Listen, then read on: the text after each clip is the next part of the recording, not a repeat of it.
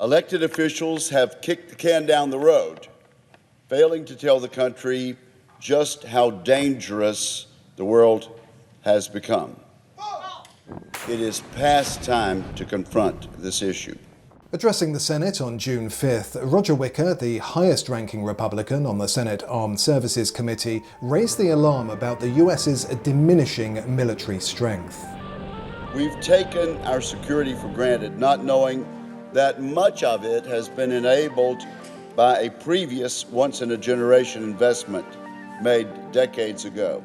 Mr. Wicker pointed out that it was a bipartisan Congress that worked with Ronald Reagan in the 1980s to beef up national defenses, an investment that Americans have been living off ever since. Deterrence means simply this: making sure any adversary who thinks about attacking the United States or our allies or our vital interests concludes that the risks to him outweigh any potential gains. The week after Mr. Wicker's speech, the Senate Armed Services Committee voted overwhelmingly for a National Defense Authorization Act, or NDAA, that approved $923 billion for defense spending in fiscal 2025. That's $25 billion more than originally outlined, which previously equated to a cut in defense spending when you factored in inflation.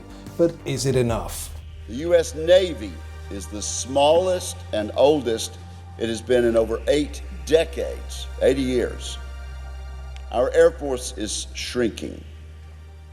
Much of our military infrastructure is out of date. Today, not only does Ukraine's war with Russia continue, so does Israel's with Hamas. All the while, the US Navy is burning through missiles against Houthi terrorists in the Red Sea. Meanwhile, the Russian Navy has been conducting exercises less than 30 miles from the coast of Florida. We, of course, take it seriously, but these exercises don't pose a threat to the United States. Current US spending on defense is nearing post-World War II lows of 3% of the US economy. We have delayed updating our military even as China has gotten closer and closer to matching our military might. It is the world's largest Navy right now. It is soon to be the world's largest Air Force as they continue to produce. Senator Wicker calls for a return to 5%, a figure that's reflected in the Senate committee's increase for fiscal 25.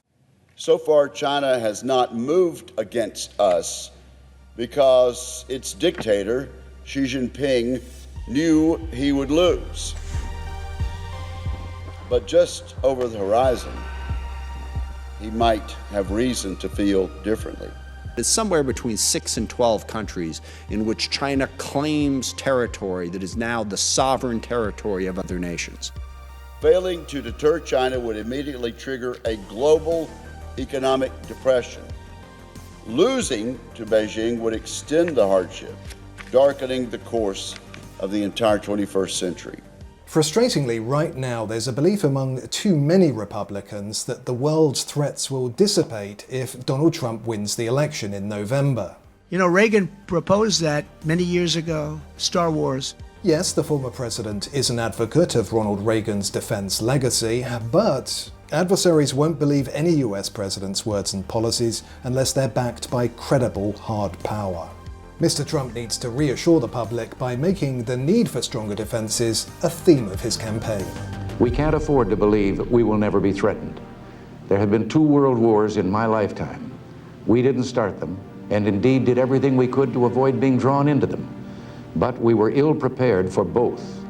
Had we been better prepared, peace might have been preserved.